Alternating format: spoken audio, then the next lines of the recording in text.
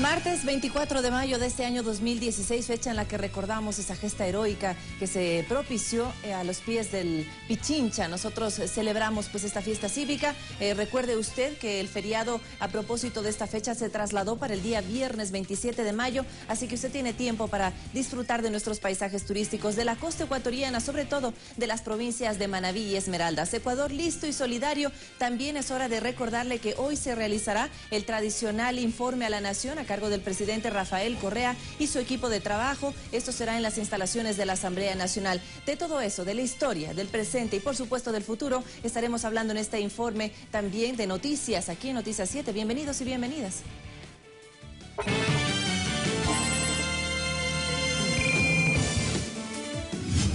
Todo listo para el informe a la nación. Según la Presidencia de la República, tendrá una duración de 4 horas. Autoridades civiles y militares continúan con la tarea de reactivar los diferentes campos económicos y sociales de las zonas afectadas por el terremoto.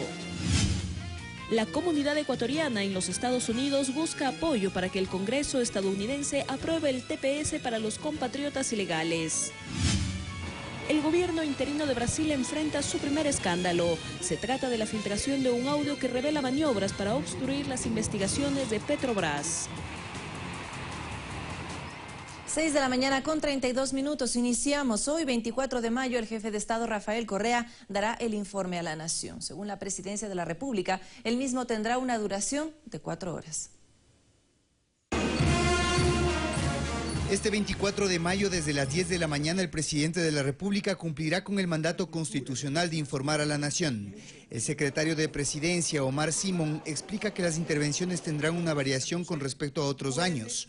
Tras las palabras introductorias del primer mandatario, le seguirán la secretaria nacional de Planificación, Sandra Naranjo, y el vicepresidente Jorge Glass. La del presidente de la República, una intervención inicial, luego la secretaria de Planificación hará un resumen de lo que ha sido la gestión durante los 9 años, es decir, cómo se recibió el país, qué es lo que se ha logrado, qué es lo que se ha hecho en estos 9 años. El vicepresidente, obviamente, es el enfoque desde los temas de producción, cambio de matriz productiva, sectores estratégicos, que además creo que no solamente en el caso del terremoto, sino en general han sido los que han presentado avances muy importantes. Estos discursos tomarán alrededor de 4 horas y se referirán a la gestión del gobierno nacional durante estos últimos 9 años y las metas pendientes. Si algo ha marcado este gobierno es una planeación pensando en el país, pensando en el futuro, pensando en resolver los grandes problemas de la ciudadanía. Como es evidente, dentro de este contenido se destinará un importante espacio al tema del terremoto y la reconstrucción del país. Esto ha obligado obviamente a incorporar un tema que no estaba previsto, es un informe que se lo venía trabajando ya con alguna anticipación, pero obviamente los temas de coyuntura siempre son importantes, ¿no? Y es en este caso el tema del terremoto creo que es lo más importante y lo que va a marcar efectivamente el fin del gobierno, es decir, el último año de gobierno y lo que tendrá que hacerse a futuro, ¿no? A la par, en la Asamblea Nacional, sede del informe, se trabaja tanto en el hemiciclo como en los exteriores del Palacio Legislativo. Se colocan las sillas para los cerca de 2.000 invitados, así como la mesa de autoridades, donde se colocarán arreglos florales en alusión a las provincias afectadas por el terremoto de Esmeraldas y Manabí. Todas las autoridades del país y adicionalmente también están invitando a las organizaciones sociales. No solo se trata del último informe durante la gestión del presidente Rafael Correa, sino que se verá matizado con los cambios que la emergencia tras el terremoto implican. César García, Ecuador TV. Y varias expectativas se generan respecto al informe que presentará el jefe de Estado a la nación. Ciudadanos reconocen los logros que se alcanzaron en estos 9 años. La gestión gubernamental del presidente de la República, Rafael Correa, en casi una década, permite que el público destaque los siguientes aspectos. No es que sea correísta ni nada por el estilo, pero sí está haciendo las cosas. Para mí pensar, para mí ver, sí está haciendo las cosas bien. ¿Usted lo reconoce? Yo lo reconozco. Pues también ha creado muchos, los UPC, en la cual que estamos agradecidas de nuestro presidente. La implementación de reformas y leyes son temas de los cuales la ciudadanía reconoce que se ha beneficiado de manera progresiva. El respaldo a todas las personas que tenemos un trabajo digno, a ser respetados, las nuevas leyes que están con los menores de edad, y el cambio que ha habido en la educación, en la salud. Y felicitaciones al señor presidente en la forma como está dirigiendo el país. Ojalá que se cumplan todas las metas deseadas. Con antecedentes como la afiliación de las trabajadoras no remuneradas del hogar, se marca un precedente durante el actual periodo legislativo. Así lo destaca Maximina Salazar, representante legal de esta asociación. No existían las trabajadoras remuneradas del hogar en el Código Laboral y tampoco el salario básico unificado, tampoco existía. El empleador nos pagaba lo que a él le daba la gana. Disculpe el término. Nos pagó la educación, nos pagó, bueno, todo lo que pueda haber. Lo propio expresa Luciola Muentes, vocal de la Junta de Defensa del Artesano, sobre las conquistas de las que ahora goza su gremio, contando con profesionales capacitados y reconocidos a nivel mundial. Nos hemos sentido muy visibilizados, porque ya no somos los artesanitos, ahora somos los señores maestros de taller. Pero nosotros hemos sentido esta revolución de 9 a 10 años con el apoyo total del presidente de la República. Muentes concluye que aunque aún falta mucho por hacer, el paso para el cambio está dado y su esperanza es que se mantenga por más generaciones. Es la trascendencia de decir, yo pude criar a mis hijos con este trabajo y yo puedo dejar a mis hijos un legado en la cual no solamente quede un nombre, sino que quede un arte. En Guayaquil, Guadalupe Ayoví, Ecuador TV. Como una década ganada, así evalúan los analistas a los 10 años de Revolución Ciudadana, mientras que desde el Movimiento País se llama la defensa de los proyectos obtenidos.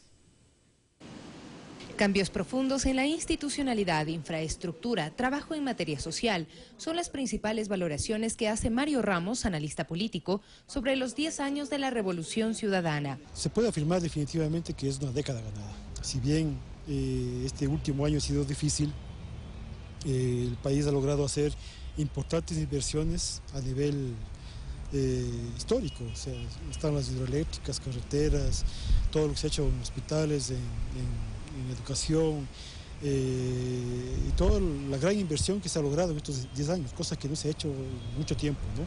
Solo basta ver la reacción del Estado ante un evento natural de grandes proporciones, como el terremoto del pasado 16 de abril. Y hay un Estado mucho más organizado, un Estado que puede atender y responder a los requerimientos sociales, y una prueba de ello es, por ejemplo, cómo ha respondido al terremoto. Sugiere hacer memoria de cómo se encontraba el Ecuador antes de este gobierno. De la inmigración, lo que reflejaba era justamente que había aquí una crisis social, económica completa, por eso la gente no veía futuro en el país y se iba. Para el secretario de Comunicación Política de Alianza País, es innegable lo conseguido y hace hincapié en haber sacado de la pobreza más de 1 millón de personas. Tenemos más niños estudiando, tenemos más acceso a la salud, un Estado que se ha preocupado del ser humano sobre el capital. En materia económica, apunta, también existen logros importantes. Nosotros estamos en este momento, ¿sí?, fortaleciendo más bien la dolarización. Según Ramos, este punto es trascendente, pues a pesar de que se intentó posicionar la idea de que el gobierno no sostendría la dolarización, las políticas públicas demuestran lo contrario. Los Panama Papers han develado que son justamente esos sectores los que atentan contra la dolarización. Al sacar, llevándose la plata afuera, al no hacer inversiones en el país, al no creer en su país. Luego de 10 años, coinciden los entrevistados, lo que está en juego es la defensa de los logros obtenidos. Sofía Montoya, Ecuador TV. Mientras tanto, las autoridades civiles y militares continúan con la tarea de reactivar los diferentes campos económicos y sociales del Cantón Pedernales en la provincia de Manabí, actividades que comprenden trabajos en un nuevo albergue, así como actos cívicos. El lunes cívico, que se realiza desde el pasado 16 de abril en el Cantón Pedernales, en esta ocasión tuvo un matiz y un sentimiento especial. En el malecón de la ciudad y bajo el flamante tricolor nacional, las autoridades civiles y militares no solo conmemoraron la gesta histórica del 24 de mayo de 1822, sino también ese compromiso en pos de los ciudadanos. Venimos trabajando continuamente por la reconstrucción de nuestros de Pedernales en beneficio de los damnificados. En ese sentido, pues las Fuerzas Armadas han aprovechado este momento para conmemorar los 194 años de la batalla de Pichincha. El albergue ubicado en el sector del Divino Niño es a propósito una muestra de cómo se trabaja a favor de quienes, producto del terremoto, lo perdieron todo. Aquí 180 carpas donadas por organizaciones internacionales son las bases de uno de los refugios más completos activados en la zona costera manabita.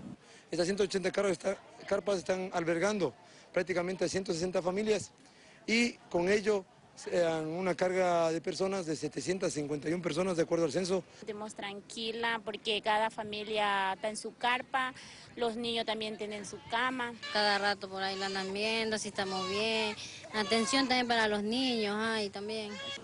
En lo referente a trabajos de remoción de escombros, así como demolición de cimientos, el Cuerpo de Ingenieros Civiles del Ejército avanza a paso acelerado en este proceso. Al momento, más de 300 demoliciones de trabajo de diferentes edificaciones, de diferentes niveles y categorías. Estamos avanzando con 25 demoliciones al día y obviamente esto lo que nos permite es garantizar en conjunto con la alcaldía del municipio de Pedernales una reconstrucción pronta y sobre todo también que las actividades comerciales hemos logrado que se mantengan.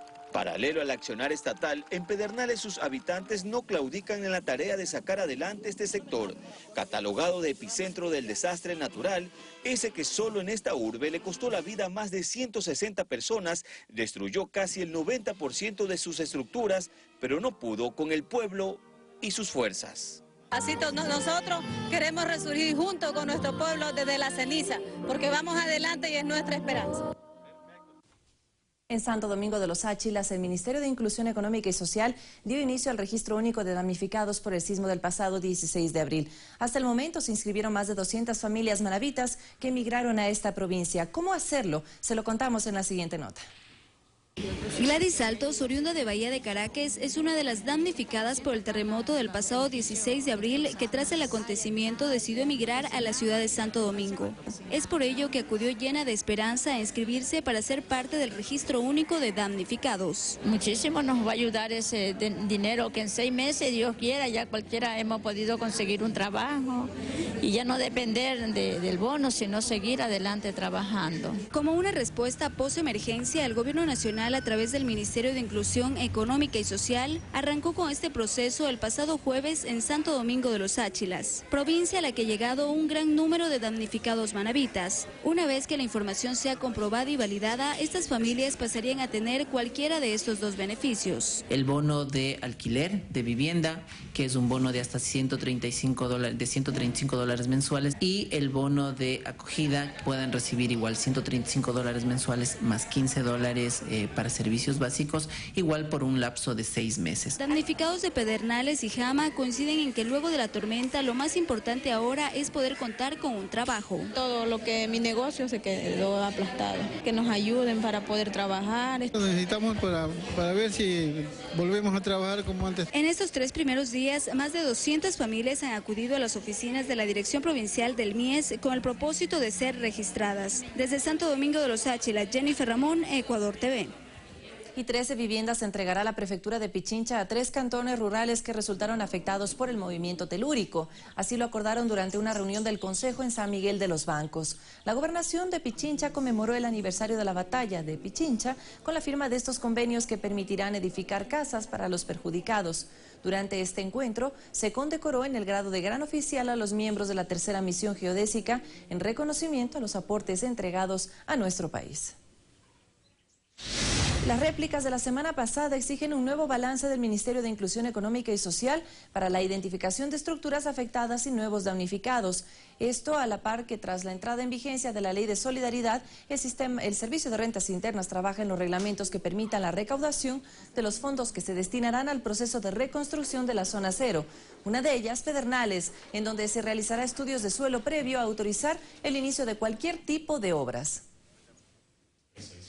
Y el registro único de damnificados del Ministerio de Inclusión Económica y Social es la matriz que permitirá consolidar los datos que serán validados por el INEC para la entrega de bonos planteados por el gobierno como aporte a la recuperación de la vida de las personas afectadas por el terremoto de 7.8 grados en la escala de Richter.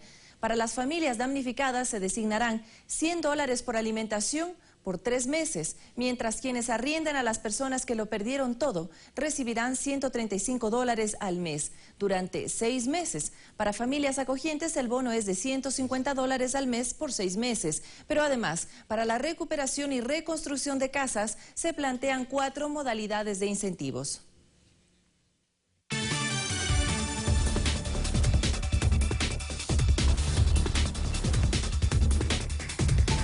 Y es momento de revisar qué pasa en el resto del planeta y le contamos a esta hora que después del pedido de Ecuador a Estados Unidos del estatus de protección temporal conocido como TPS para los inmigrantes ecuatorianos en situación irregular, la comunidad busca apoyo para que el Congreso estadounidense apruebe este alivio migratorio. Tenemos detalles.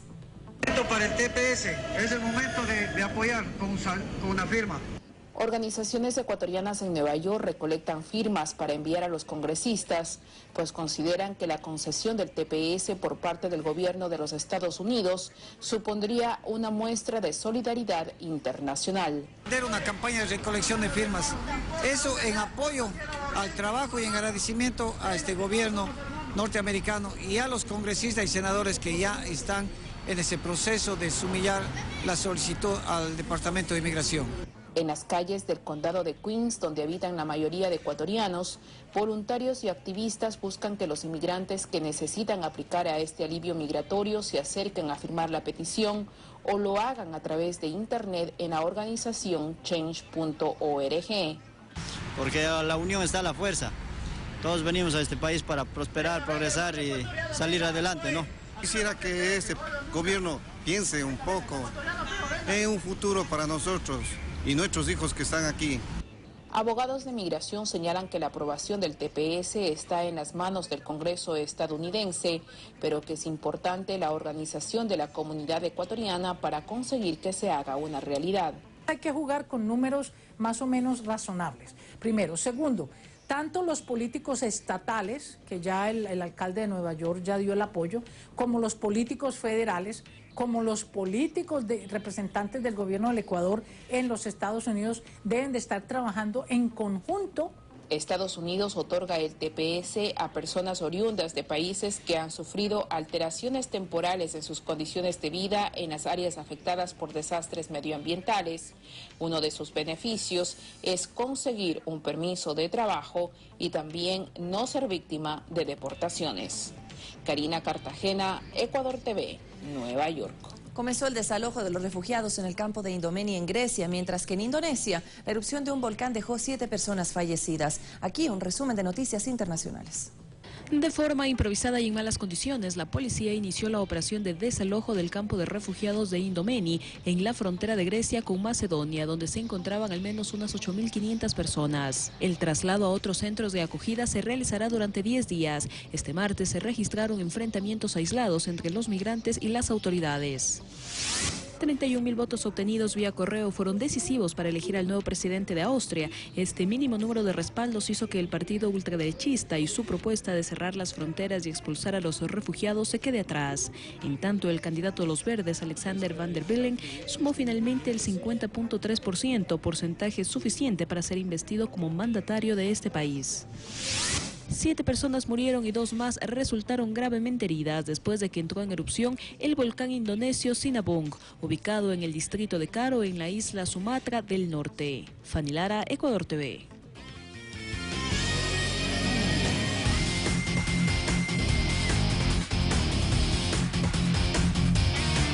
De la mañana con 49 minutos y la música nos indica que es tiempo de los deportes y hoy todo el Ecuador es independiente. ¿Es así, Diego Valencia? Es así, Vanessa. Hola, buenos días. Gracias por la bienvenida. Y bienvenidos todos a la información deportiva. Precisamente vamos a iniciar con eso, porque el Independiente del Valle va a visitar el día de hoy a los Pumas de la UNAM en el estadio mexicano designado para este partido de vuelta de los cuartos de final de la Copa Libertadores de América. Gran expectativa por lo que pueda proponer el equipo de Pablo Repeto, único con vida de los ecuatorianos en este evento internacional que busca ubicarse entre los 4 equipos más importantes del fútbol a nivel sudamericano. Aquí las novedades de la previa de este choque. En el juego de revancha de los cuartos de final de la Copa Libertadores de América, este martes desde las 19 horas con 45 minutos, Independiente del Valle visitará Pumas en el Estadio Olímpico Universitario de la Ciudad de México. El equipo ecuatoriano llega al partido con la ventaja conseguida en el Estadio Olímpico Atahualpa, donde se impuso por 2-1 con goles de José Angulo y sin ninguna ausencia que lamentar para este choque. No pensar en la ventaja, tratar de salir a jugar el partido. Y si se da ida y vuelta, creo que nos favorece, ¿no? Porque podremos lograr ese gol que haga que esa ventaja que tuvieron ellos con el gol de visitante no pese a la hora de tener en cuenta el marcador. Por su parte, los dirigidos por Guillermo Vázquez afrontan el compromiso con la esperanza del gol conseguido en la ciudad de Quito y en búsqueda de una victoria por la mínima diferencia para poder acceder a semifinales. En casa siempre es diferente, ¿no? Tenemos que ir a buscar el resultado que queremos. Pasa de una jugada ahí que de Sosa y de Brito, el volumen quedó corto, y así que supimos aprovechar y ese gol no da más bien. Con miras a una instancia nunca antes disputada por ninguno de estos equipos en la Copa Libertadores, ambos delinean la estrategia necesaria para un triunfo. Para clasificar, Independiente del Valle requiere una victoria, un empate o inclusive una derrota por la mínima diferencia, siempre y cuando marquen al menos un gol allá. Si se repite el 2-1 a favor de Pumas, la serie se definiría desde el punto penal.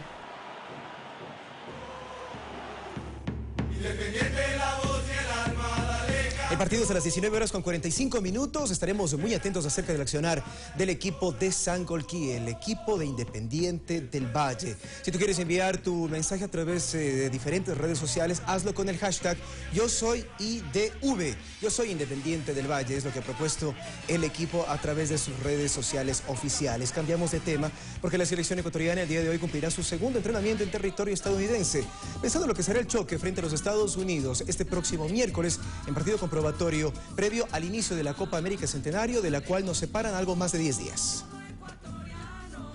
Una vez en territorio estadounidense, la selección ecuatoriana de fútbol se prepara para su penúltimo partido comprobatorio previo al inicio de la Copa América Centenario.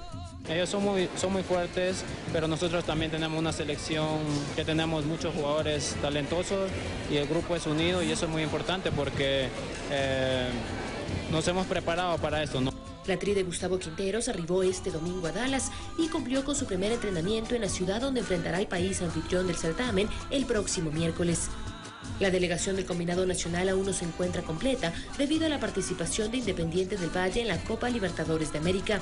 Sus jugadores se unirán a la selección después de su partido ante Pumas a desarrollarse en la Ciudad de México. En el Toyota Soccer Center de Dallas, el 25 de mayo, desde las 7 de la noche, Ecuador enfrentará a Estados Unidos como uno de sus últimos juegos amistosos antes de enfrentar el Grupo B de la Copa América Centenario ante Brasil, Perú y Haití. Hoy por hoy el fútbol ha evolucionado mucho en ese sentido y no hay como predecir tanto, no simplemente jugar los partidos como hay que jugarlos e ir paso a paso. Y ayer muy temprano nuevamente la bandera de Ecuador volvió a flamear en la cima del Everest, el punto más alto del mundo. Y claro, la ecuatoriana Carla Pérez es la primera mujer nacional que logra hacerlo sin el oxígeno complementario, ubicándose dentro de las 6 únicas en el mundo que ha logrado esta gran proeza.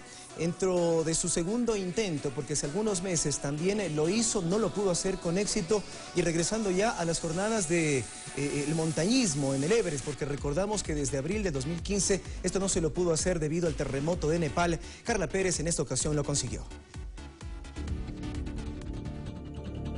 La montañista ecuatoriana Carla Pérez alcanzó la cima del Everest sin oxígeno artificial complementario, conquistando así el objetivo planteado para la presente temporada por el equipo Somos Ecuador, encabezado por el experimentado deportista nacional Iván Vallejo. Y fue el mismo Iván quien a través de su cuenta de Twitter dio la buena nueva con el siguiente mensaje, escrito la mañana de este lunes 23 de mayo. Llegó a la cima del Everest sin oxígeno. Acabo de recibir esta noticia desde Argentina. Grande eres, Carlita. Haciendo referencia a la conquista de la deportista nacional, que en un segundo intento durante su carrera como montañista, logró ascender los 8.848 metros de altitud de la montaña más alta del mundo. Emocionada y nerviosa de una manera, pero también con mucha paz, con mucha tranquilidad, porque en verdad me he comprometido mucho, lo he dado todo y ahí a dejar que todo fluya, muy feliz de sentir el apoyo de muchísima gente en las redes sociales, la gente que me está acompañando, escribiendo, llamando, se siente todo ese cariño de todo el pueblo, de toda la gente que amamos. Junto a Pérez, la travesía fue cumplida por Esteban Mena, el ecuatoriano más joven en alcanzar la cima de la montaña en meses anteriores, y los argentinos Alejandra Ulela, Facundo Arana, Juan Manuel Boselli, Ulises Corbalán y el mexicano Aldo Valencia. Pérez se convierte en la primera mujer ecuatoriana en conquistar el punto más alto de la montaña ubicada en el Himalaya sin oxígeno adicional en la reapertura de la temporada de escalada tras el mortal terremoto que sufrió Nepal en abril del 2015. A pesar de lo complicado del clima, que solo este fin de semana cobró la vida de 3 montañistas, 2 desaparecidos y más de 30 afectados por la altitud, Pérez ya se encuentra completando el descenso sin novedades al final de la travesía. En buena hora, no solo por Pérez, que ahora lo hace sin oxígeno adicional, sino también por todos aquellos que lo hicieron antes. En su momento, por ejemplo, Jimena Aulestia lo hizo con oxígeno, pero vale la pena el reconocimiento de haber sido la primera ecuatoriana en poder plantear una travesía igual o parecida a la que hizo Pérez y logró ayer por la mañana. Vamos a cerrar este primer segmento de Deportes en Noticias 7 con el mundo loco del deporte. Vamos a repasar, por supuesto, los 44 goles del Pelileo frente al Indy Nativ en la segunda categoría de Tungurahua, entre otras situaciones jocosas, también en la Liga Premier Inglesa, situaciones y novedades que se dan para reír un poco.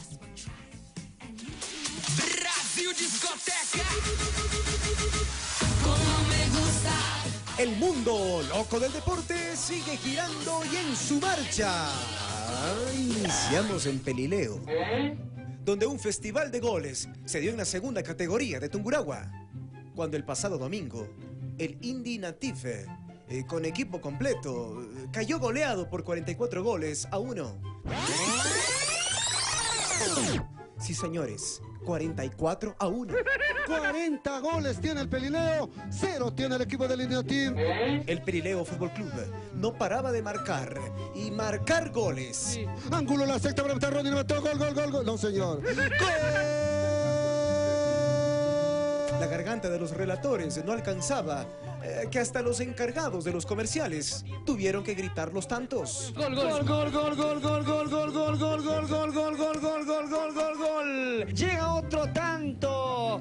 Llega la séptima del compromiso. La novena. La octava del compromiso, señor. Es que tanto gol, ya nos confundimos. El gol del descuento llegó luego de los 19 primeros locales. ¡El gol! Indy Nativ. El goleador, Ronnie Medina, se convirtió en la figura de este abuso, en la figura de este partido, convirtiendo 18 tantos. Ronnie, que sí, que no, levanta pelota, gol. No remata, tiró, gol, no lo tapó. Lo tapó y ahora remata Medina, gol. Ahora va a venir el centro, la pierna zurda, demora el cabezazo, gol. Para rematar el gol, primero. El rechazo, ¿qué hace? Y de Pelileo nos vamos a Inglaterra para repasar los momentos más divertidos de la Liga Premier de esta temporada, en la que se destaca la caída de Luis Van Gaal dirigiendo al Manchester United y demostrando toda su capacidad de actuación. Pasando por la cara de este niño sorprendido al conocer a Wayne Rooney. El descanso que se tomó Alexis Sánchez.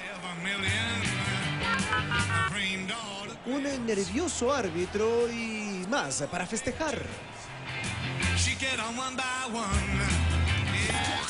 Esto fue el mundo loco del deporte. Nos dice la producción que queda tiempo para poder revisar una entrevista especial que tuvimos con Pablo Repeto, el director técnico protagonista del partido de vuelta de los cuartos de final de la Copa Libertadores esta noche enfrentando al Pumas. Un contacto íntimo para saber cuáles son sus principios, cuál es su filosofía y qué espera de lo que será el encuentro más importante de la historia del Independiente del Valle. Mi familia es mi sustento, lo más importante en mi vida. Mi felicidad, mi desahogo en los momentos duros, sobre todo, bueno, en la parte deportiva, cuando uno se siente triste por bueno, muchos factores que pueden pesar en lo deportivo, de la familia su sustento y la tranquilidad. Primero está mi familia y después está el equipo. Vivo para eso. La verdad que, como todo, cuando uno pasa mucho tiempo en un equipo, cada vez siente mayor afecto, más cuando a uno lo tratan como me han tratado a mí, no solo directivos, hinchas, sino también jugadores y todos los que trabajan en el club.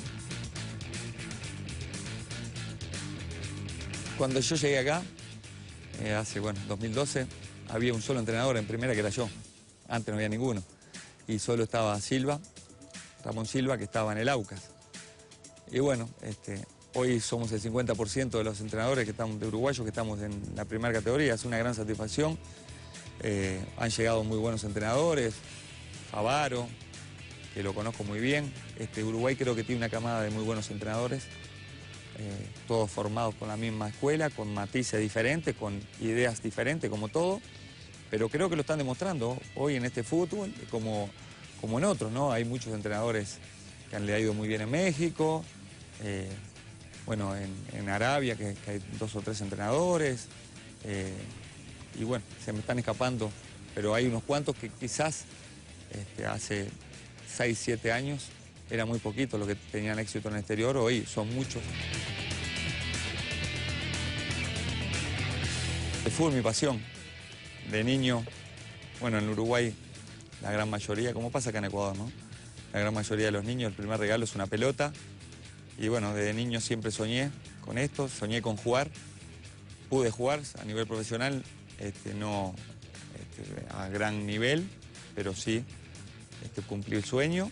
Y seguí de cerca esto que me apasiona y hoy como entrenador, cerca de la pelota, pero con la misma pasión que lo hice como cuando jugaba, ¿no? Con la diferencia que no estoy dentro de la cancha. Estuve en un barrio que conviví con todo tipo de clase social. Recuerdo que cerca de mi casa había gente que era muy pobre y muy cerca también gente de otro nivel económico. Eso me ayudó a saber manejar las diferentes clases, porque el futbolista generalmente de clase media-baja, pero hay de otro tipo de clase alta.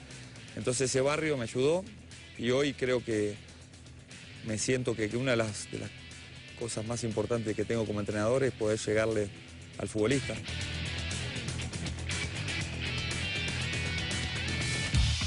De la forma de pensar y del criterio de Pablo Repeto, el director técnico protagonista del partido de vuelta de los cuartos de final de esta noche. Hasta aquí los deportes, les comprometemos para encontrarnos más adelante a las 7:45 con más información deportiva en Noticias 7. Aprovechamos para desearles un día repleto de deportes. Un abrazo.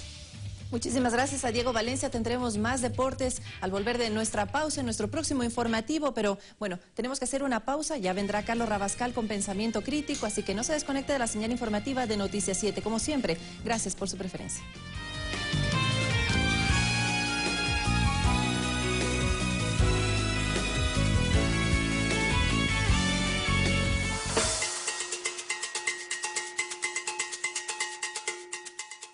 Mi sueño es ser militar.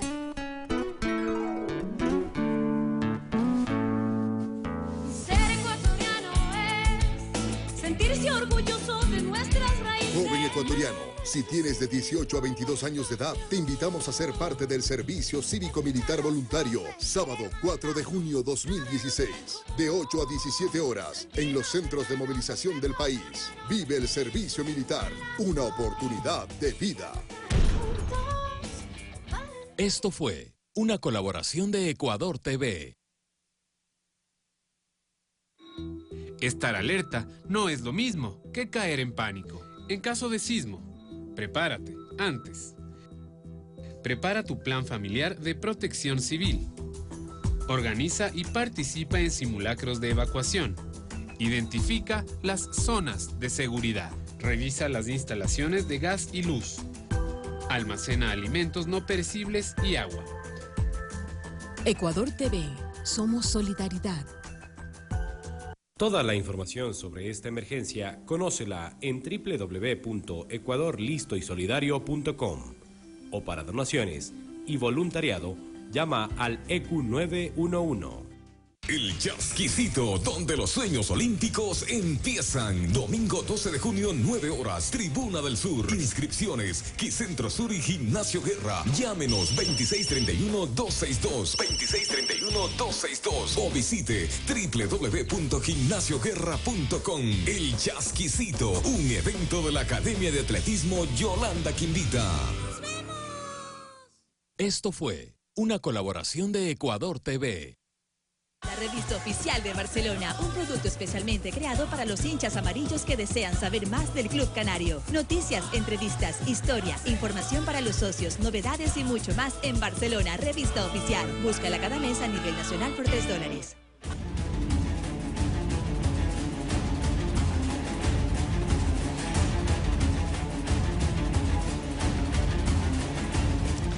Bueno, bienvenidos amigos televidentes. Continuamos con Pensamiento Crítico en este segundo día. Tenemos en los estudios de la ciudad de Guayaquil al doctor Javier Zavala Egas, con quien vamos a hacer un análisis de la coyuntura política.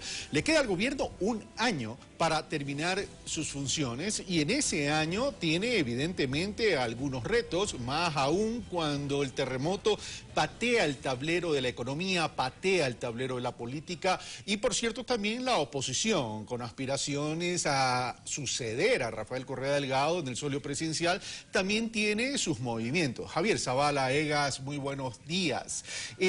Gracias por haber aceptado la invitación. Vamos directamente al tema.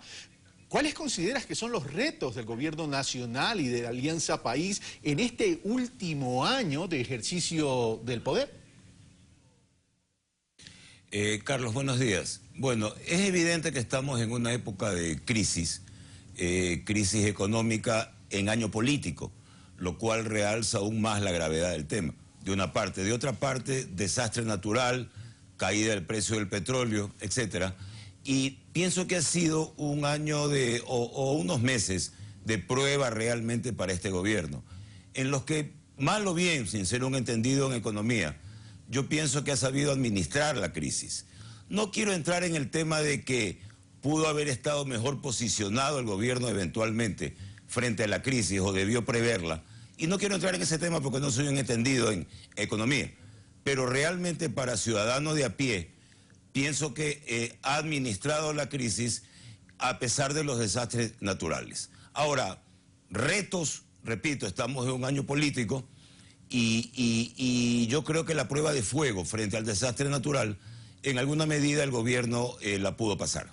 Ahora, pero aparentemente la campaña política al amparo del calendario electoral se estaría centrando en las redes sociales y en temas de carácter mediático, como tratando de posicionar de que el gobierno no ha implementado algún tipo de programa. ¿El terremoto cambia toda esta percepción? Es decir, el desastre natural cambia esta percepción y favorece en algún momento en términos de fortalecimiento político al gobierno en desmedro de la oposición, o esto realmente también le da una oportunidad a la oposición política, Javier? A ver, yo repito que el terremoto o el desastre natural fue una prueba de fuego para este gobierno. Y yo creo que en sus diferentes etapas, los estamentos de la sociedad civil y los estamentos de la sociedad organizada, vía Estado, sabieron enfrentar la crisis. Yo creo que si bien es cierto, la sociedad civil se hizo presente en un primer momento frente a la crisis, yo creo que el aparataje burocrático posterior solventó las necesidades de la población y entiendo que ya están en la etapa de la reconstrucción y la etapa del relanzamiento de las zonas deprimidas. Yo creo que todo eso es positivo, pero insisto, yo creo que el gobierno, si estamos hablando del gobierno como tal, creo que el gobierno pasó bien la crisis.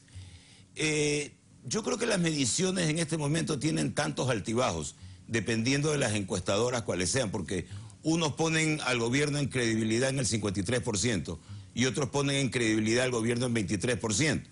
Yo creo que siendo un promedio de las dos, yo diría que el gobierno en este momento, frente al año político, frente a las próximas elecciones, no deja de tener mínimo un 30% de votación dura, lo cual es bastante significativo para el inicio de una campaña y casi está posicionando a cualquier candidato en segunda vuelta. Salvo sorpresas que siempre hay. Pero a eso me quiero referir, Javier Zavala. Tú dices, podría posicionar a cualquier candidato, es decir, la votación dura es la votación dura, te refieres no tanto de Rafael Correa, te refieres a la votación dura del proyecto político en ese sentido. Sí, pienso que sí, o sea, yo hablo del proyecto político, no necesariamente Rafael Correa, que hasta ahora no va a ser candidato, pero yo sí creo que Alianza País, Revolución Ciudadana, o como quiera llamarse, el proyecto, yo creo que tiene una votación dura que bordea el 30%. Y eso, tú sabes, eres un entendido también en el tema, prácticamente posiciona a cualquier candidato en segunda vuelta. Ahora, ¿y qué pasa con la oposición política? ¿Se podría decir que la oposición política está centrada en la derecha ecuatoriana y que hay una izquierda radical o una extrema ideológica que se está sumando a todo esto para querer o pretender llegar a una alianza para reemplazar al gobierno de la Revolución Ciudadana? Si se analiza el panorama en macro, yo te diría que salvo la izquierda radical, que luego de las últimas elecciones que tuvieron al interior, y me refiero a Pachacutic, radicalizó su propuesta de eventuales alianzas, pero solamente al sector de izquierda. Salvo ellos, repito, yo creo que lo que, a mi entender, pudiera calificarse como una izquierda resentida, es decir, precursores del proyecto, pero que ya por ABC motivos se separaron de este, pueden formar una alianza global. Y de hecho, si se revisan redes sociales y si se revisan declaraciones permanentes, yo pienso que van hacia eso.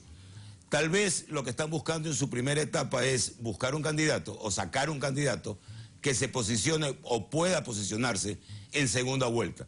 Y en segunda vuelta, unirse todos contra el candidato del gobierno. Pero cuando tú lo vería así. Cuando tú me dices alianza de carácter global, ¿cómo entender a la izquierda ideológica, extrema, radical que tú mencionas, acercándose a un Jaime Nebot o acercándose a un Guillermo Lasso o a un Guillermo Lasso inclusive con Jaime Nebot, cuando aparentemente las relaciones entre ambos potenciales precandidatos o candidatos de la derecha estarían las relaciones distanciadas? Es por eso que yo exceptúo a la izquierda radical. Es decir, yo creo que la izquierda radical va a ir con proyecto propio y va a ir con candidato propio definitivamente. Y eso no creo que hacia una posible segunda vuelta varíe o cambie. Y de otra parte, lo que veo a la izquierda resentida, eventualmente unida con la derecha, pero en los cuales Guillermo Lasso y Jaime Nebot tienen que ver a qué juegan, porque en toda encuesta que yo he revisado, el momento que Jaime Nebot entra o el momento que Jaime Nebot es nominado como eventual candidato, la votación de Guillermo Lasso se deprime extraordinariamente. Entonces, yo no sé si los dos van a jugar juntos o uno se postula y otro no. No sé, esa parte no conozco. Pero que la votación de los dos en algún momento va a jugar unida, puede ser. Y esa votación que eventualmente pueda jugar unida, Javier, ¿qué impacto tendría en una primera vuelta frente a los candidatos del oficialismo, que podría ser Lenín Moreno o Jorge Glass o el binomio Moreno-Glass? Bueno, es que definitivamente el target o el tiro de la oposición no tiene que ser ganar en primera vuelta. Eso para mí es evidente. Para mí el tiro es posicionar a alguien hacia una posible segunda vuelta. Eso implica que el candidato del gobierno no llegue al 40% y eso implica que la oposición logre llegar a un 30%, lo cual es bastante complicado si los sectores de la derecha no se unifican. Javier Zavala, y una última pregunta para responderla rápido. El día de hoy es el informe a la Nación del presidente Correa. ¿Se podría esperar alguna sorpresa dentro de su discurso a la Nación, dentro de su informe a la Nación? Yo personalmente pienso que no. Yo creo que va a dar un informe básicamente centrado en la crisis económica del país, en los problemas de la crisis y en las posibles soluciones a la crisis. Pero yo sorpresa no pienso. Y sorpresa electoral tampoco. Creo que Rafael Correa ha sido pertinaz, ha sido tenaz, en el sentido de aclarar en todo momento que él ya no va a ser candidato. Javier Zavala Egas, muchas gracias por estar con nosotros y haber compartido. Te comprometo, por cierto, próximamente en un pulso político para hacer un análisis mucho más amplio de la política ecuatoriana. Javier, un abrazo.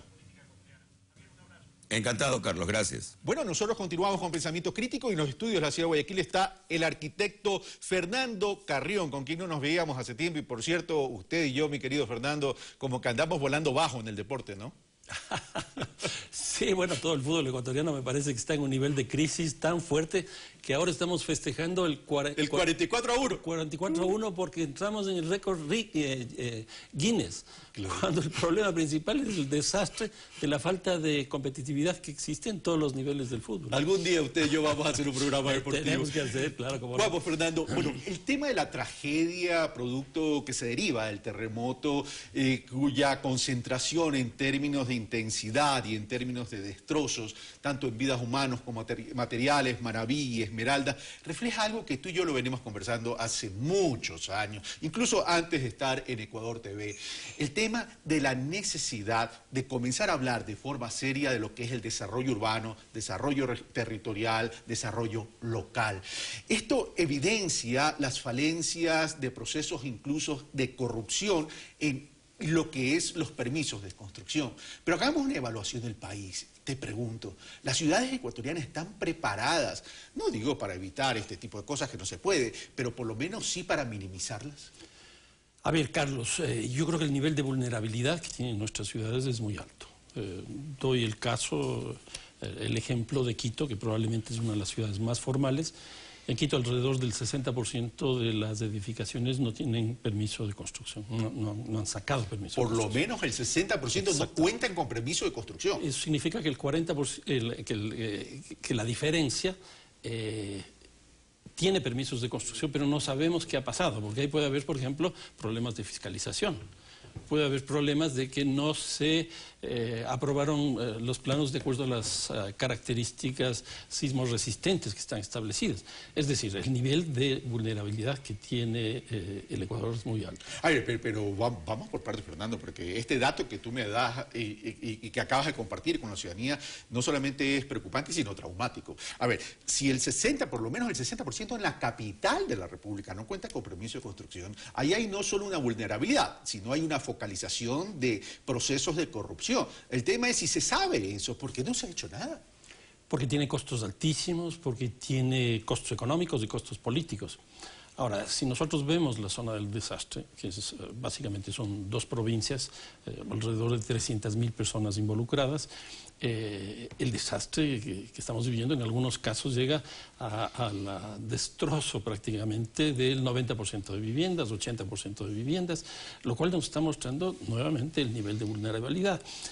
¿Qué es lo que significa la vulnerabilidad? ¿O qué es lo que producen los terremotos? Y hay un consenso de que los terremotos no son los que producen víctimas y muertos, sino la vulnerabilidad.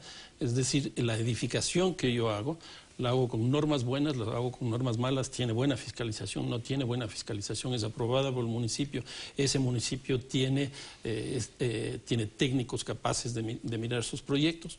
Pues todo eso es lo que estamos viviendo. A ver, entonces, ¿cómo debemos reaccionar como institucionalidad democrática frente a estos temas que son realidad? Una vulnerabilidad producto del mal manejo de la gestión pública y de un sector privado que abusa de la debilidad de esa misma gestión pública. Es decir, cómo los municipios tienen que comenzar a reaccionar, cómo el gobierno nacional tiene también que reaccionar frente a esta vulnerabilidad causada por la propia gestión municipal y cómo la ciudadanía también tiene que reaccionar.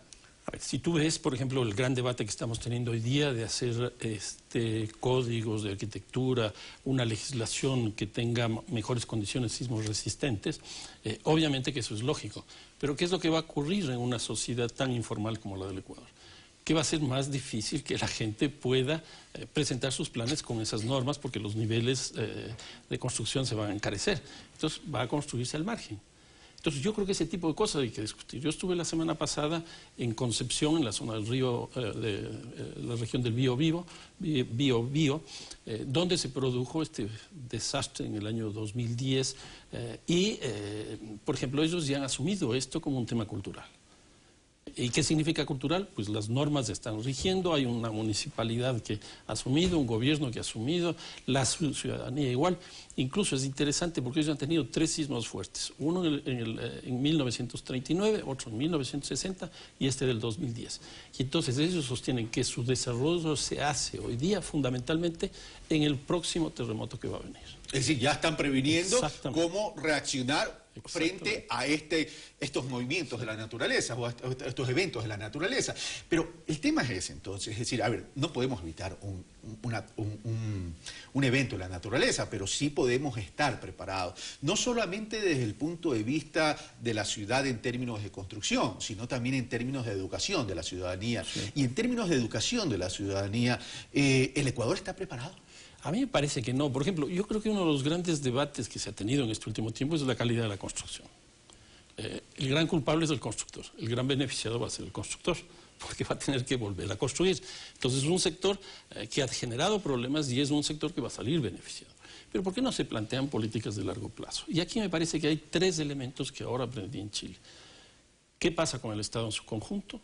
¿Qué pasa con el mercado en su conjunto? ¿Y qué pasa con la comunidad en su conjunto? Chile, después del terremoto del 2010, tuvo un crecimiento de 6.5%.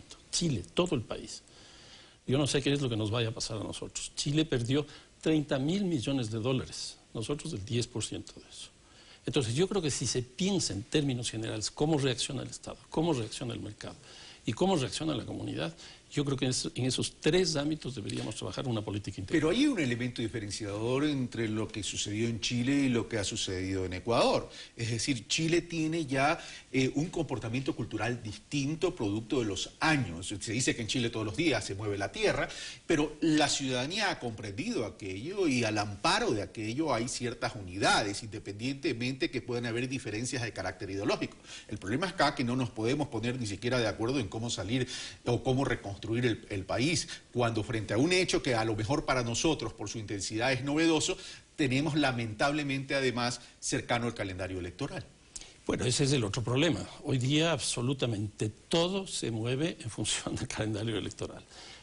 La oposición, el oficialismo están en función de una coyuntura política y sin duda todo va a ser parte ya o es parte ya del proceso electoral que estamos viviendo. Una posición, por ejemplo, de la oposición, todo lo que está haciendo el gobierno es malo. El gobierno, ¿qué es lo que está diciendo? Todo lo que estamos haciendo es bueno. Y yo creo que ahí hay que introducir estos 3 temas que yo estoy planteando. El rol de la comunidad, el rol del mercado y el rol del Estado. Y dentro del Estado la diferencia entre gobierno nacional y gobiernos locales. Si no hacemos eso, vamos a seguir con un debate que me parece que no conduce absolutamente a nada. Y ya tenemos que hablar no solo de desarrollo urbano, sino tenemos que hablar de desarrollo local y territorial, donde estamos hablando de construcción de ciudades con modelos inclusivos en lo económico y que genere movilidad social. Ahora, en octubre de este año, Ecuador va a ser la sede de Hábitat. Eso nos brinda una oportunidad para poder poner en el debate de la mesa del Ecuador cómo tener que recomponer toda esta visión y modelos de desarrollo a partir de lo local. A ver, Hábitat 13 va a ser en octubre, del 17 al 20. En el mundo ha habido tragedias impresionantes. O sea, hace poco tiempo el Japón tuvo una muy fuerte. Pero yo lo que haría es una o varias mesas sobre el tema trayendo a los mejores técnicos que hay en el mundo, por ejemplo, de California en los Estados Unidos, el caso de Japón, el caso de la China, donde han habido estos problemas, el caso de México y Chile, que también, para que debatamos qué es lo que se tiene que hacer efectivamente y que salga una política no para el Ecuador, sino para el mundo. Y yo creo que ahí podríamos tener cosas bastante interesantes. ¿Qué es lo que pasó en estas 2 provincias? Yo creo que no hay que aplicar una política de vivienda, que si bien es necesario, lo que hay que plantear es una política regional, porque lo que se ha afectado es la región. Y en la medida en que nosotros estemos simplemente volviendo a levantar viviendas, no vamos a tener ni siquiera barrios, mucho menos ciudades, y peor una región. ¿Qué características tiene esta región de Manabí y Esmeraldas? Es de las regiones que tienen menor desarrollo relativo en el país. Y entonces, por ejemplo, Esmeraldas, quizás desde las zonas de mayor pobreza absoluta, y ciertas zonas de Manabí que han recibido el impacto también. Entonces, ahí hay un problema que nosotros tenemos que mirar desde la óptica de la pobreza, porque la pobreza es uno de los elementos fundamentales que generan estos dramas humanos. Y ya para concluir, mi querido Fernando, pues entonces tenemos que comenzar a debatir, analizar y comprender de la necesidad de desconcentrar el desarrollo. Basta de Guayaquil, Quito y Cuenca. Sin duda, yo creo que ese es el tema principal. En general, América Latina ha vivido un proceso de urbanización altamente polarizador, que del Ecuador no se escapa. Creo que Cuenca no debería entrar, porque si tú ves el caso de Quito y Guayaquil, están alrededor de 2,5 millones, 3 millones de habitantes, y Cuenca nos llegan a 400.000, es decir, la diferencia de las dos ciudades frente a Cuenca es abismal. Y de esas 3 ciudades frente a los 221 municipios, pues es mucho más grande esa diferencia y hay que tratar de reducir justamente esos niveles de pobreza que existen. Fernando Carrillo, como siempre, un gusto estar contigo. Muchísimas gracias, Carlos. Bueno, esto fue Pensamiento Crítico en este día martes. Que sigan en la sintonía de Ecuador TV. Nosotros seguimos con más información y noticias. Y a propósito, estaremos dando cobertura al informe de la Nación de parte del presidente de la República, Rafael Correa Delgado. Soy Carlos Rabascal. Un fuerte abrazo.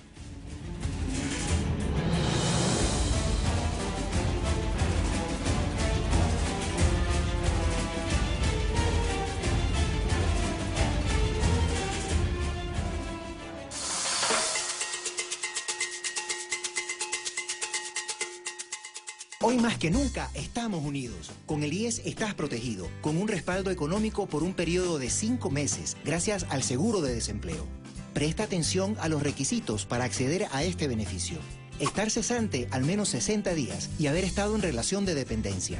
Tener 24 aportaciones acumuladas, de las cuales los 6 últimos aportes deben ser continuos. Obviamente, no aplica si renunciaste o eres jubilado.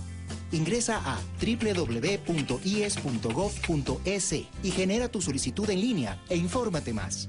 Aplica desde el 1 de enero de 2016. Aprovecha este beneficio mientras encuentras una nueva oportunidad laboral. Con mi gobierno y el IES estoy protegido. La patria va. Estar alerta no es lo mismo que caer en pánico. En caso de sismo, piensa rápido. Actúa durante. Aléjese de ventanas y objetos que puedan caer. Conserve la calma y ubíquese en una zona de seguridad. Corte el sistema de gas y electricidad. Aléjese de postes, cables y marquesinas. Estaciónese alejado de edificios altos. Ecuador TV. Somos solidaridad. Toda la información sobre esta emergencia, conócela en www.ecuadorlistoysolidario.com. O para donaciones y voluntariado, llama al EQ 911. Si eres amarillo de corazón, esto es para ti. Ya está en circulación la revista oficial de Barcelona para contarte todo lo que quieres saber del club, de los jugadores, de la hinchada, su historia, glorias, novedades para sus socios y mucho más. Búscala cada mes a nivel nacional por $3.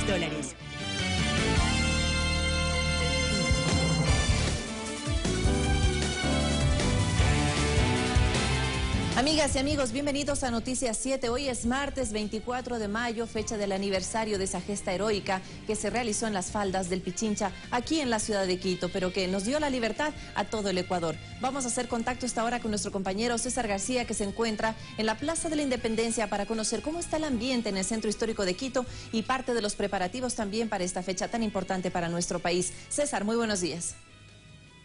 ¿Qué tal, Vanessa? Muy buenos días, amigos televidentes. Acá en la Plaza Grande se prepara todo para lo que será esta ofrenda floral que presentará el presidente de la República a propósito de la conmemoración de los 194 años de la gesta libertaria por la batalla de Pichincha, que se suscitó un día como hoy en el año de 1822. Como podemos apreciar, el palacio se encuentra decorado con el tricolor nacional y se tiene previsto que aproximadamente a las 8:20 de la mañana el primer mandatario se desplace caminando por la calle Espejo, trasladándose con las autoridades que participarán de este acto. Estos son las autoridades de los distintos poderes del Estado, asimismo los representantes de las Fuerzas Armadas, de cada una de las fuerzas del Comando Conjunto, y entrarán en la Catedral Metropolitana, en donde se encuentra el mausoleo del mariscal Antonio José de Sucre, quien fue el gestor del proceso de liberación de las fuerzas realistas españolas. Este acto se tiene previsto que se desarrolle a las 8:20 de la mañana. Se colocará esa ofrenda floral para posteriormente el presidente de la República desplazarse hacia el informe a la Nación en la Asamblea Nacional. Como podemos apreciar, a esta hora se encuentran algunos jóvenes representantes de instituciones educativas militares, una de ellas el Colegio Militar Eloy Alfaro, asimismo la Escuela Politécnica de Aviación. Ellos están haciendo un marco de honor para lo que significará esta ceremonia que en pocos minutos se desarrollará. También informarles que previo a esto, en la mañana, desde las 6 de la mañana, ya se encuentra el vicepresidente de la República en lo que es la Cima de la Libertad, también desarrollando un evento castrense similar en compañía de autoridades militares y, como habíamos dicho, el vicepresidente de la República. Nosotros nos mantendremos en este punto a la llegada del presidente de la República, que el día de hoy cumple con su mandato constitucional de informar a la nación por última vez durante su gestión. Este es el panorama desde la Plaza Grande. Ustedes continúan en estudios con más. Muy buenos días. Gracias, César. Buenos días. Estaremos atentos. 8:20 de la mañana aproximadamente se realizará pues este homenaje simbólico en la Plaza de la Independencia, y también estaremos más adelante con contactos en vivo con nuestros compañeros que se encuentran en los exteriores de la Asamblea Nacional, donde se realizará también el tradicional informe a la Nación, porque hoy, 24 de mayo, el jefe de Estado cumple con esta disposición de la Constitución. Según la Presidencia de la República, el mismo tendrá una duración de aproximadamente 4 horas. Este 24 de mayo, desde las 10 de la mañana, el presidente de la República cumplirá con el mandato constitucional de informar a la nación. El secretario de Presidencia, Omar Simón, explica que las intervenciones tendrán una variación con respecto a otros años. Tras las palabras introductorias del primer mandatario, le seguirán la secretaria nacional de Planificación, Sandra Naranjo, y el vicepresidente, Jorge Glass. La del presidente de la República, una intervención inicial, luego la secretaria de Planificación hará un resumen de lo que ha sido la gestión durante los 9 años, es decir, cómo se recibió el país, qué es lo que se ha logrado, qué es lo que se ha hecho en estos 9 años. El vicepresidente, obviamente, es el enfoque desde los temas de producción, cambio de matriz productiva, sectores estratégicos, que además creo que no solamente en el caso del terremoto, sino en general han sido los que han presentado avances muy importantes. Estos discursos tomarán alrededor de 4 horas y se referirán a la gestión del gobierno nacional durante estos últimos 9 años y las metas pendientes. Si algo ha marcado este gobierno es una planeación pensando en el país, pensando en el futuro, pensando en resolver los grandes problemas de la ciudadanía. Como es evidente, dentro de este contenido se destinará un importante espacio al tema del terremoto y la reconstrucción del país. Esto ha obligado obviamente a incorporar un tema que no estaba previsto, es un informe que se lo venía trabajando ya con alguna anticipación, pero obviamente los temas de coyuntura siempre son importantes, ¿no? Y es en este caso el tema del terremoto creo que es lo más importante y lo que va a marcar efectivamente el fin del gobierno, es decir, el último año de gobierno y lo que tendrá que hacerse a futuro, ¿no? A la par, en la Asamblea Nacional, sede del informe, se trabaja tanto en el hemiciclo como en los exteriores del Palacio Legislativo. Se colocan las sillas para los cerca de 2.000 invitados, así como la mesa de autoridades, donde se colocarán arreglos florales en alusión a las provincias afectadas por el terremoto de Esmeraldas y Manabí. Todas las autoridades del país y adicionalmente también están invitando a las organizaciones sociales. No solo se trata del último informe durante la gestión del presidente Rafael Correa, sino que se verá matizado con los cambios que la emergencia tras el terremoto implican. César García, Ecuador TV. Y frente a esto, varias expectativas se generan respecto al informe que presentará el jefe de Estado a la Nación. Ciudadanos reconocen los logros que se alcanzaron durante los últimos años. La gestión gubernamental del presidente de la República, Rafael Correa, en casi una década, permite que el público destaque los siguientes aspectos. No es que sea correísta ni nada por el estilo, pero sí está haciendo las cosas. Para mí pensar, para mí ver, sí está haciendo las cosas bien. ¿Usted lo reconoce? Yo lo reconozco. Pues también ha creado muchos, los UPC, en la cual que estamos agradecidas de nuestro presidente.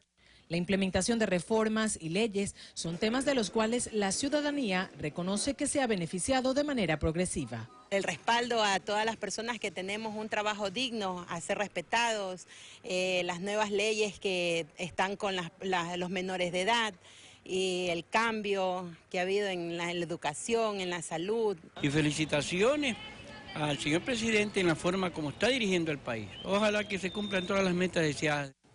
Con antecedentes como la afiliación de las trabajadoras no remuneradas del hogar, se marca un precedente durante el actual periodo legislativo. Así lo destaca Maximina Salazar, representante legal de esta asociación. No existían las trabajadoras remuneradas del hogar en el Código Laboral y tampoco el salario básico unificado, tampoco existía. No, el empleador nos pagaba lo que a él le daba la gana. Disculpe el término. Nos pagó la educación, nos pagó, bueno, todo lo que pueda haber. Lo propio expresa Luciola Muentes, vocal de la Junta de Defensa del Artesano, sobre las conquistas de las que ahora goza su gremio, contando con profesionales capacitados y reconocidos a nivel mundial. Nos hemos sentido muy visibilizados, porque ya no somos los artesanitos, ahora somos los señores maestros de taller. Pero nosotros hemos sentido esta revolución de 9 a 10 años con el apoyo total del presidente de la República. Muentes concluye que aunque aún falta mucho por hacer, el paso para el cambio está dado y su esperanza es que se mantenga por más generaciones. Es la trascendencia de decir, yo pude criar a mis hijos con este trabajo y yo puedo dejar a mis hijos un legado en la cual no solamente queda un nombre, sino que queda un arte. En Guayaquil, Guadalupe Ayoví, Ecuador TV. 7 de la mañana con 36 minutos y como ya lo dijimos, este informe a la Nación se realizará en el Palacio Legislativo. Hacemos contacto con nuestros compañeros Alexis Moncayo y Eduardo Córdoba que se encuentran en los exteriores de la Asamblea Nacional para contarnos un poco más sobre el dispositivo de seguridad y algunas restricciones de movilidad que están dispuestas por las autoridades para el tránsito en este sector de la capital. Compañeros, muy buenos días. Hola, ¿qué tal? Muy buenos días, saludos cordiales, Vanessa, son las 7 de la mañana con 38 minutos, estamos en los exteriores de la Asamblea Nacional, les saludamos Eduardo Córdoba y Alexis Moncayo, quienes hablan en esta jornada especial. Hoy será el último informe a la Nación que rinde el presidente Rafael Correa. Eduardo, buenos días. Así es, Alexis, amigos televidentes, buenos días.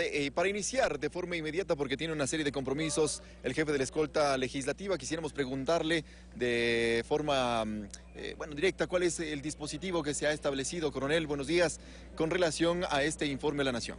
Bueno, buenos días. Básicamente el dispositivo policial consiste en dos partes, que es una parte de la seguridad exterior y la seguridad interior.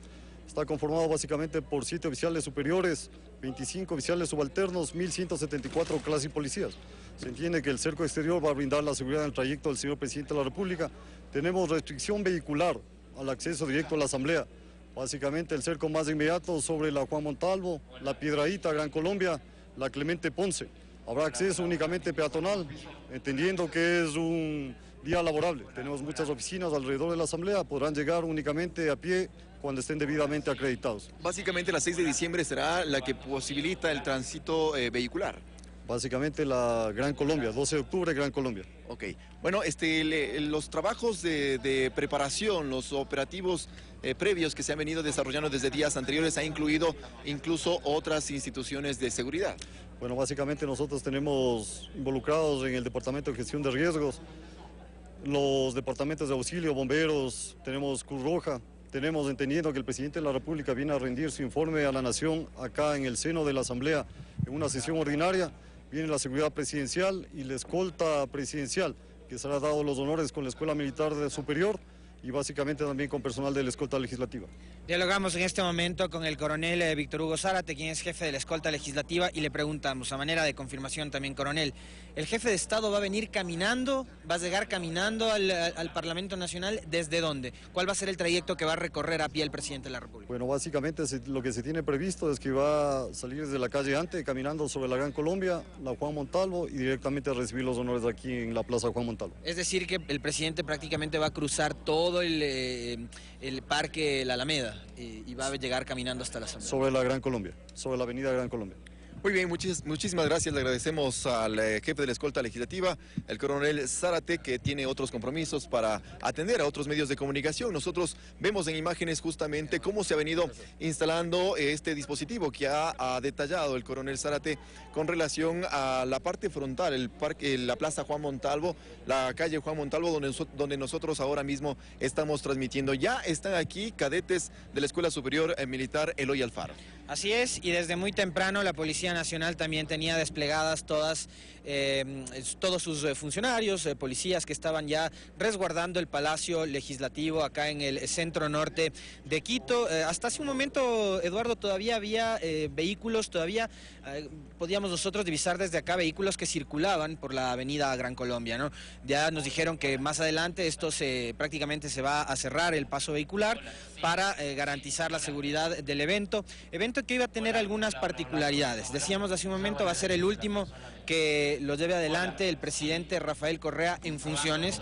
El próximo 24 de mayo habrá otro mandatario y hoy también, a diferencia de los últimos informes a la Nación, no van a intervenir los ministros coordinadores, como ha sido ya costumbre. En efecto, únicamente de lo que se conoce, intervendrá el presidente de la República en primera instancia, luego la secretaria de Planificación, Sandra Naranjo, el vicepresidente de la República, Jorge Glass, y nuevamente pues concluirá el presidente de la República su intervención.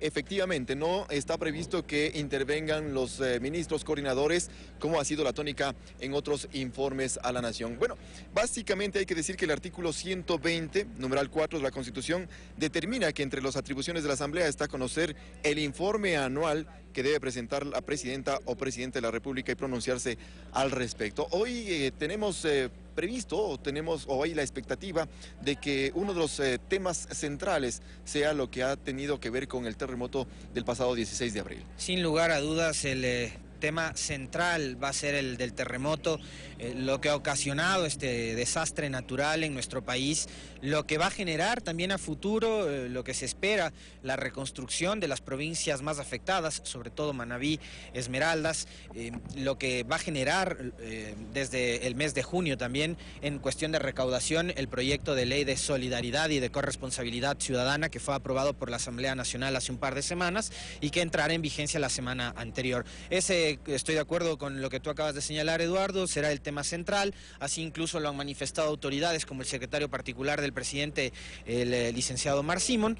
Esa va a ser sin duda el tema sobre el cual va a girar este informe a la Nación, en el cual también hay algunas personas que esperan que el presidente de la República, siendo su último informe, haga algún anuncio de carácter político, como ha sido también característico en otras ocasiones, ¿no? Sin duda, bueno, ya nos están pidiendo que demos el paso a nuestra compañera Vanessa Hervás, que está en estudios. Nosotros quisiéramos concluir diciendo que más adelante, cuando la noticia lo amerite, pues estaremos dando a conocer las incidencias de este informe a la Nación. Algunos asambleístas de oposición han mencionado que no asistirán a este informe. En todo caso, está previsto que alrededor de 900 personas en la parte baja se instalen para que puedan escuchar este informe y unas 1000 personas adicionales en las barras altas. Adicionalmente del ex Senado, el Salón del ex Senado, donde también estarán invitados para este informe. Le vamos a dar el paso entonces a Vanessa, Alexis, y más adelante pues retomaremos con el detalle de las noticias. Gracias, compañeros. 7 de la mañana con 43 minutos, ya lo dijimos, a tomar en cuenta sobre todo las restricciones de la movilidad para la gente que transita sobre todo por la Gran Colombia, a tomar vías alternas, a salir con un poquito de anticipación, porque en el Palacio Legislativo se realizará en horas de la mañana este tradicional informe a la Nación. Pero hay varios actos que se realizan a propósito de esta fecha. Hacemos un nuevo contacto con César García, que se encuentra en la Plaza de la Independencia, pero ya al interior de la Catedral Metropolitana de Quito. César, buenos días nuevamente. Así es, Vanessa, nosotros ya nos hemos desplazado hacia el interior de la Catedral Metropolitana, en donde en breves minutos ya se espera el presidente de la República para este acto que viene a abrir este informe a la Nación. Aproximadamente a las 8:20 de la mañana se tiene previsto que esto ocurra. El primer mandatario ingresará, como habíamos mencionado, desde el Palacio de Carondelet, se desplazará caminando por la calle Espejo e ingresará aquí al templo en la Catedral Metropolitana para hacer el respectivo homenaje en el mausoleo del mariscal de Ayacucho, Mariscal Sucre. Como podemos apreciar, se está ultimando los detalles, ya se ha hecho la calle de honor con la participación de estudiantes de instituciones educativas militares, quienes están haciendo este marco de honor, y el presidente de la República asistirá acompañado de las distintas autoridades de los poderes del Estado. Estos son la presidenta de la Asamblea Nacional, Gabriela Rivadeneira, el presidente del Consejo Nacional de la Judicatura, Gustavo Yalc, de igual manera el Procurador General del Estado, el Contralor, quienes también participarán de este acto que es íntimo y que de alguna manera viene a ser la parte simbólica de esta representación en conmemoración al 24 de mayo de 1822. En pocos minutos se espera ya el arribo del primer mandatario. Mientras esto ocurre aquí, en la cima de la Libertad, en el lugar mismo donde se desarrolló la batalla de Pichincha, en horas de la mañana, desde las 6 de la mañana, ya el vicepresidente también estuvo haciendo un acto similar en el templete de la Libertad, en donde se encuentra el cofre donde reposan los restos de uno de los insignes soldados que estuvieron presentes durante esta gesta libertaria, como es Abdón Calderón. Y posteriormente pues se desarrollará este acto en el cual el primer mandatario aproximadamente durante 15 minutos depositará la ofrenda floral, y una vez que esto haya terminado se desplazará de acuerdo a su agenda hacia la Asamblea Nacional para proceder al informe a la Nación. Nosotros el ambiente que apreciamos en este momento es de alto movimiento para poder dejar todo listo en el ingreso del primer mandatario a este templo en donde se encuentran los restos del mariscal José Antonio José de Sucre. Nosotros con esta información damos el paso a estudios. Vamos a permanecer aquí el momento en que el presidente de la República se haga presente. Nosotros retomaremos esta señal. Gracias. Tú continúas, Vanessa.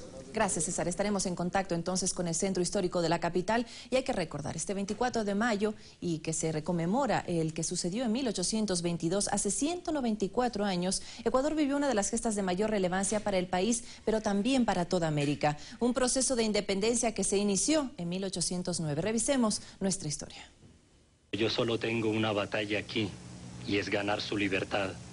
La batalla del Pichincha es considerada el episodio culminante de una gesta independentista que inició con la Revolución de Quito el 10 de agosto de 1809, cuando un grupo de patriotas desconoció al presidente de la Real Audiencia de Quito, el conde Ruiz de Castilla, e instaló una junta de gobierno. La del 24 de mayo de 1822 es considerada por varios historiadores como una batalla dolorosa y sangrienta que dio paso a la independencia de varios territorios que estaban aún en manos de los conquistadores españoles.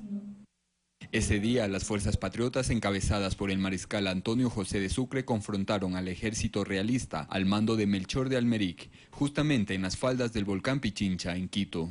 Después de la victoria, el propio mariscal Sucre daba parte a sus superiores, en el que manifestaba: el ejército español que oprimía estas provincias ha sido completamente destruido en un combate encarnizado sostenido por 3 horas. La gesta del 24 de mayo de 1822 generó una perspectiva regional. La acción de los patriotas posteriormente se replicó en otras batallas como la de Boyacá, Junín o Ayacucho. El triunfo obtenido por los patriotas dio paso a que el territorio que hoy conocemos como Ecuador forme parte de la Gran Colombia, el sueño del libertador Simón Bolívar. Posteriormente nuestro país se separó y empezó así su vida republicana. La gesta del 24 de mayo es recordada en Ecuador con diferentes actos cívicos en plazas, escuelas y colegios. Sin embargo, la batalla de Pichincha no es el único hecho que se recuerda, sino también el fallecimiento del expresidente Jaime Roldós Aguilera, su esposa y de su comitiva oficial. El 24 de mayo de 1981, luego de brindar su discurso en el Estadio Olímpico Atahualpa de Quito, emprendió viaje a Loja, donde tenía previsto recorrer algunos destacamentos militares de la frontera sur. El avión en el que viajaba Roldós se estrelló en la cúspide del Cerro Guairapungo, muriendo todos sus pasajeros. Rodrigo Galvez, Ecuador TV.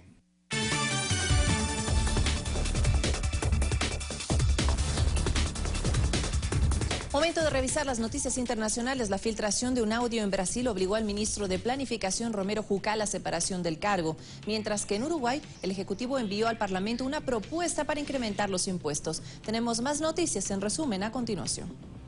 En Brasil se dio a conocer un audio en el que se revela una conversación sobre el caso Petrobras y maniobras para obstruir la investigación que vincula a varios ministros del presidente interino Michel Temer. En este audio está involucrado el titular de la cartera de planificación, Romero Jucá, lo que provocó su separación del cargo. Se espera que la Fiscalía investigue el caso. Continúan los operativos militares para buscar a la periodista española Salud Hernández Mora, que desapareció el sábado en Colombia mientras realizaba un trabajo periodístico. Que tienen que desplegar todos los esfuerzos necesarios para ubicarla. En Uruguay, el presidente Tabaré Vázquez anunció el envío al Parlamento de una rendición de cuentas que incluye el aumento de los impuestos a algunos sueldos y jubilaciones, además de un recorte de gastos que bajará el déficit fiscal. La prensa internacional revela varias encuestas sobre las elecciones presidenciales en los Estados Unidos. Se habla de un empate técnico entre la exsecretaria de Estado Hillary Clinton y el magnate inmobiliario Donald Trump, con un porcentaje que varía entre 44 y 46 puntos. Creo que en el curso de esta campaña vamos a demostrar que él no tiene ideas. Las encuestas también evidencian que los dos aspirantes no gozan de una gran popularidad. Fanny Lara, Ecuador TV.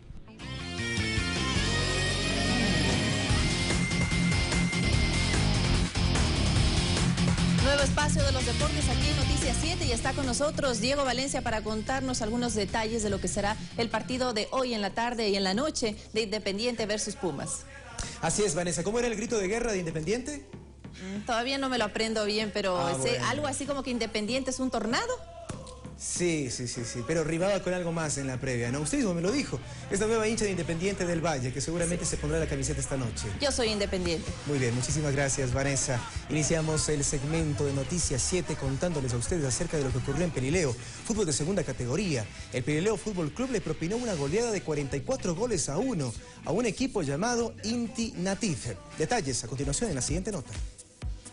Voy a cantar, remató y desde la raya, ¿qué hace? ¡Gol! ¡Gol! Parecería una historia de fútbol aficionado, pero sucedió en la segunda categoría de nuestro país y podría ser registrada en el libro de récord Guinness por el estrepitoso resultado. ¡Gol! Nos referimos a la apabullante victoria del Club Pelileo sobre el Inti Natif por 44-1. Tal como lo escucha, el equipo tungurahüense superó por 44-1 a su par coterráneo en el fútbol de ascenso del Ecuador la tarde de este sábado 21 de mayo. Del tungurahüense, el centro, Ronnie Medina, gol. Hinchas atónitos que tras observar los 18 goles de Ronnie Medina, 6 de Carlos Manzano, 5 de Soto, 4 de Guerrero, 3 de Mora y de Congo, 2 de Jaya, 1 de Arcos, Macías y Morales, no pudieron hacer más que aplaudir. Llega otro tanto, llega la séptima del compromiso. La novena. La octava del compromiso, señor. Ya tanto gol, ya nos confundimos.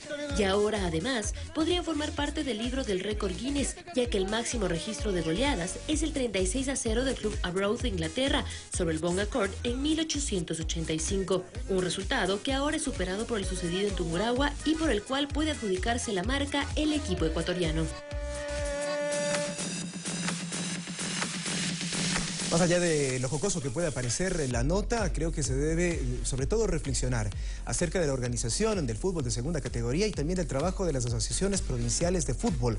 Por ejemplo, en este caso, la Asociación de Fútbol Provincial de Tungurahua y la calidad en cuanto al nivel del torneo, entre otras cosas, porque si es que este nivel lo vemos en un fútbol llamado profesional, ¿cómo será el fútbol de la categoría sub-18, sub-16, sub-14, sub-12, entre otras cosas? Simplemente una pregunta que la dejamos rondando en el ambiente. Vamos a cambiar de tema porque historias de la Copa América es lo que viene a continuación.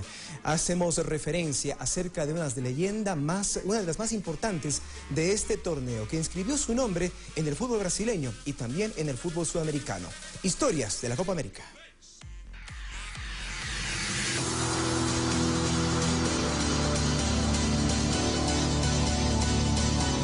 Amílcar Barbuy fue un destacado centrocampista brasileño y una de las grandes leyendas Copa América. Nació el 29 de marzo de 1893 en Río das Pedras, falleciendo el 24 de agosto de 1965 en Sao Paulo. Para muchos, Amílcar Barbuy era el más perfecto centrocampista de fútbol brasileño en toda la historia. Sin embargo, no fue sino hasta el año 1917 que se estrenó en esa ubicación, ya que al inicio de su carrera actuaba como delantero. Amílcar fue un referente del Club Corinthians, donde no solo debutó en 1913, sumando al año siguiente su primer campeonato paulista, sino además logrando convertirse en un ídolo por su capitanía, los 4 trofeos locales alcanzados y también por ser el primer jugador del club en alcanzar una convocatoria a la selección de Brasil en 1916. Para el año 1925, Amílcar es transferido al Palestra, donde alcanzó el bicampeonato de Sao Paulo en 1926 y 27, formando junto a Serafino y Shingo una inolvidable línea media. Una temporada que lo catapultó a Italia, donde fichó por la Lazio en 1930. En el plano internacional, desde su primer llamado a la selección de Brasil, Amílcar se convertiría en un titular indiscutible. Tras una etapa de aprendizaje, lograría la corona de la Copa América de 1919, formando una gran pareja en la media con Neco y contando con Friedrich como goleador. Nuevamente en 1922 lograban repetir la hazaña, lo que además llevaría a Amílcar a convertirse en una de las leyendas Copa América. Barbuy no logró participar en el primer campeonato mundial de fútbol celebrado en Uruguay en 1930, pero muchos aficionados de la época aseguran que Brasil hubiera tenido más posibilidades si él hubiera integrado el equipo. A su retiro se embarcaría en una exitosa carrera como entrenador, dirigiendo entre otros a la Lazio, a donde llevó a jugar a grandes estrellas del fútbol de su país. Sin duda, Barbuy escribió su nombre como una de las grandes leyendas Copa América.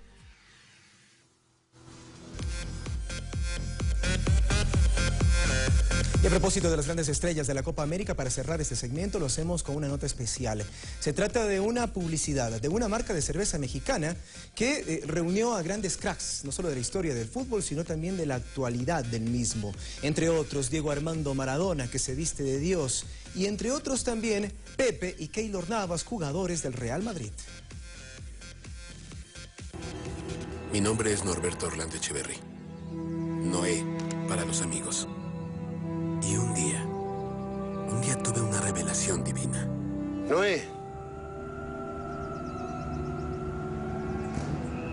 al fútbol solo puede salvar el amor al fútbol. Construiste una cancha. Empecé a construirla, a pensarla, a soñarla. Y no fue fácil. Por suerte descubrí que no estaba solo. La levantamos con nuestras manos. Con mucho esfuerzo. Con mucha pasión.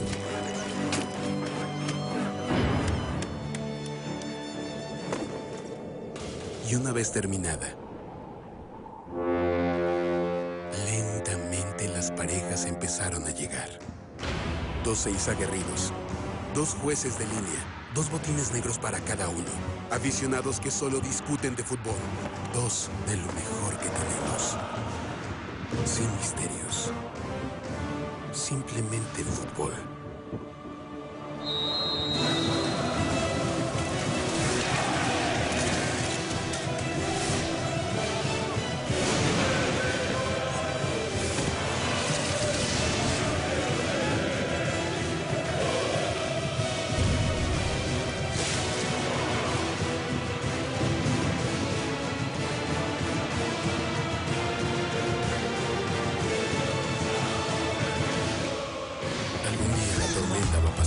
Y vamos a esperar que pase jugando. ¿O hay algo más lindo? Nuestra producción nos dice que queda tiempo para una nota más y vamos a repasar lo que ocurrió con la selección ecuatoriana de fútbol, que el día de hoy tendrá su segundo entrenamiento en territorio estadounidense, en Dallas, Texas, para ser más exactos, sitio en el que se va a desarrollar el partido comprobatorio frente a la selección de Estados Unidos en la previa del inicio de la Copa América Centenario. La selección ecuatoriana de fútbol cumple sus entrenamientos en Dallas, donde se alista para enfrentar a Estados Unidos este miércoles 25 de mayo en el Estadio Toyota de Texas, en partido amistoso previo a la Copa América Centenario, que se cumplirá en Norteamérica. Los jugadores que viajaron desde Ecuador se entrenaron en el Toyota Soccer Center del Fútbol Club Dallas, realizando trabajos físicos y con balón en espacios reducidos. Este lunes por la mañana se sumaron Frickson Erazo y Juan Casares, procedentes de Brasil, donde militan en Atlético Mineiro. Tenemos a todos bien, pero bueno, para este partido tenemos que pensar que la base más importante, diríamos, de los jugadores que vienen haciéndolo en eliminatoria la vamos a tener, van a estar todos. Entonces, o casi todos, salvo alguna excepción. Pero bueno, hay que aprovechar estos 2 días de entrenamiento y tratar de que el partido sea lo más parecido a lo que queremos para que nos sirva también de preparación y que estemos mucho más tranquilos en camino al 4 de junio, que es contra Brasil, el inicio de la Copa América. Para el partido ante Estados Unidos no estará el lateral por izquierda Walter Ayoví, quien disputa con su club en México instancias finales del torneo. Su reemplazante será Cristian Ramírez. El técnico Gustavo Quinteros confirmó que para el 30 de mayo ya tendrá a todos los jugadores que fueron convocados para el certamen americano, que se cumplirá por primera vez. Muy bien, hasta aquí los deportes. Los invitamos a las 13:30, más información deportiva en El Equipo. Con nosotros hasta el día de mañana en este mismo espacio. Un abrazo, buenos días. Muchísimas gracias, Diego Valencia. Mañana, si gana Independiente del Valle, le cantamos el grito de guerra entonces. Si es que gana. Si es que gana, por supuesto. Te tomo la palabra, que así sea. Que sea así. Muchísimas gracias. Todo el Ecuador es independiente esta noche y nosotros también estamos conmemorando una gesta muy importante para todo el país. Estaremos transmitiendo más adelante los actos conmemorativos del 24 de mayo. Sigue en compañía de la señal de Noticias 7 y por supuesto, porque ya viene Café TV aquí en Ecuador TV. Muchísimas gracias como siempre por su sintonía. Buenos días a todos.